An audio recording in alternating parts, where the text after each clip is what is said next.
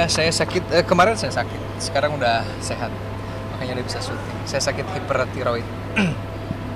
Jadi hipertiroid itu gangguan hormon, jadi tingkat tiroidnya itu lebih banyak, hormon tiroidnya. Jadi efek ke badannya itu jantung berdebar lebih kencang.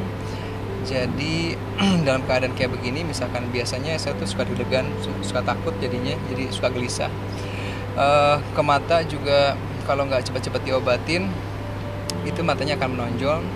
Tapi syukur alhamdulillah saya cepat-cepat ditanganin, jadi matanya nggak sempet yang keluar gitu. Cuma di sini jadi ada kantong mata ya. Saya nggak pernah ada kantong mata karena tidur saya cukup.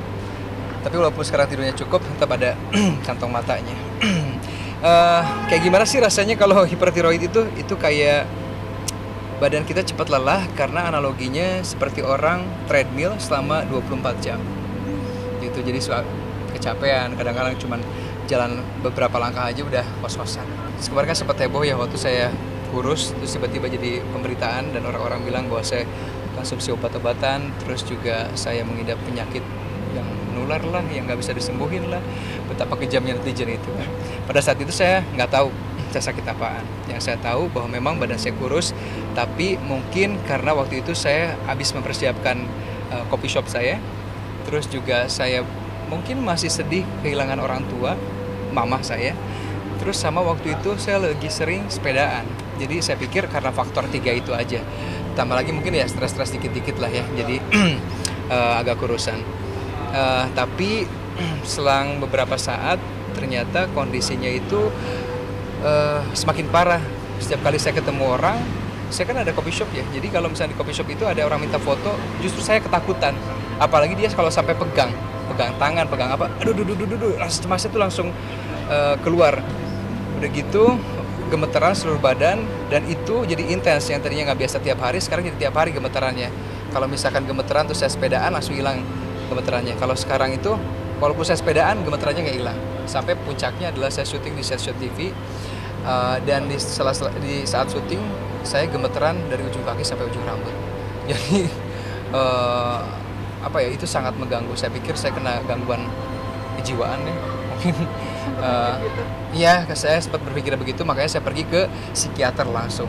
Tapi ternyata psikiater saya nggak menemukan jawaban yang saya mau. Akhirnya saya pergi ke dokter saraf, karena kan saya takutnya Parkinson muda ya. Ke dokter saraf, tapi dokter saraf bilang bahwa sepertinya kamu bukan Parkinson ya, tapi lebih ke tiroid, karena kamu berat badannya turun secara drastis. Karena kan dia tahu ya bagaimana saya dulunya gitu badannya. Akhirnya saya disuruh cek darah dulu. Setelah cek darah, ternyata benar memang hipertiroid. Jadi saya dirujuk ke dokter spesialis tiroid, dan dokter itu bilang bahwa kalau nggak cepat-cepat tanganin, ya itu tadi resiko yang paling beratnya adalah jantung saya bisa berhenti. Nah, dan untungnya cepat-cepat saya ke dokter ya. Jadi langsung dikasih obat, ada 2 obat, satu buat jantung dan satu lagi buat tiroid.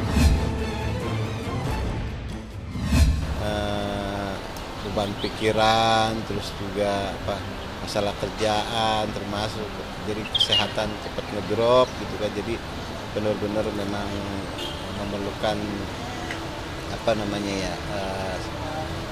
suatu penataan ini hidup saya. Ya saya sih berpikiran bahwa ini adalah pembersihan buat diri saya. Mungkin saya pernah hilap dari dulu sampai sekarang, dan mudah-mudahan sekarang ingin menata semuanya lah ya di hidup saya, dan saya harus membangun kembali semangat saya. Memang benar saya sakit dan sempat ngedrop juga gitu kan, beberapa kali ngedrop, tapi yang terparah ya habis lebaran 3 hari itu saya sempat, kata keluarga, sempat ngilang dulu ya kan. Dan posisi saya masih napas tapi merem, tapi keluar air mata terus gitu kan. Jadi dibawa ke UGD salah satu rumah sakit juga, saya disuruh pulang aja. Mungkin mereka tahu kondisinya udah bagaimana gitu kan. Sampai di rumah saya baru nggak sadar diri, tapi ya ada sesuatu yang membuat saya bisa kembali lagi, bisa semangat lagi, dan bisa kelihatan sama pemirsa lagi. Ya ada perjalanan ruhaniah saya di situ yang sangat tidak bisa saya lupain, di mana di dalam keadaan tidak sadar itu saya berada di suatu tempat yang ya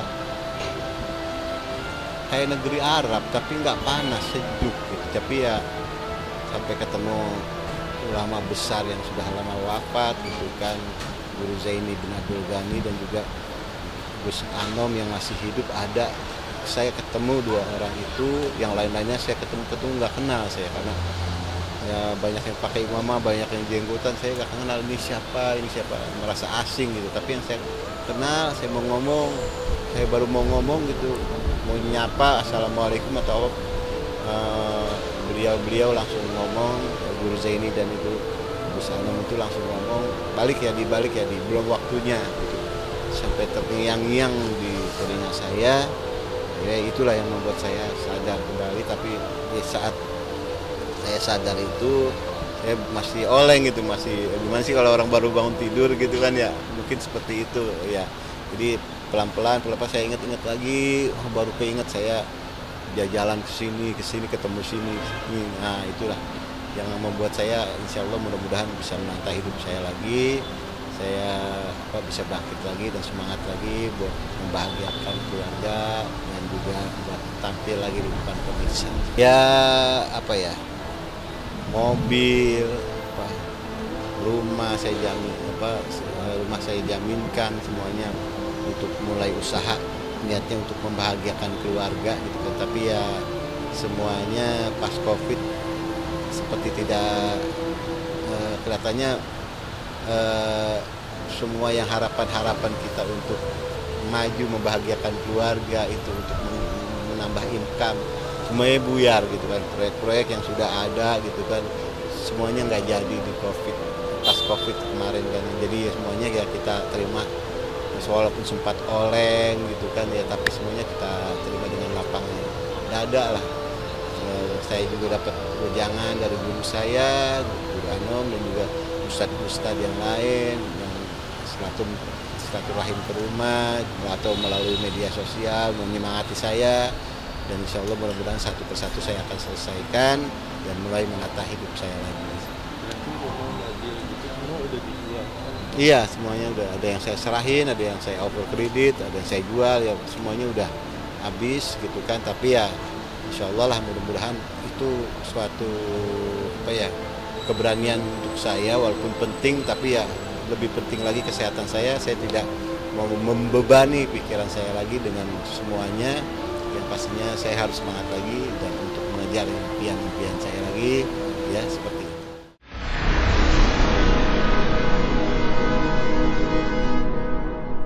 Jadi jangan lupa untuk subscribe Cumi Cumi. Ditekan ya tombol lonceng merahnya.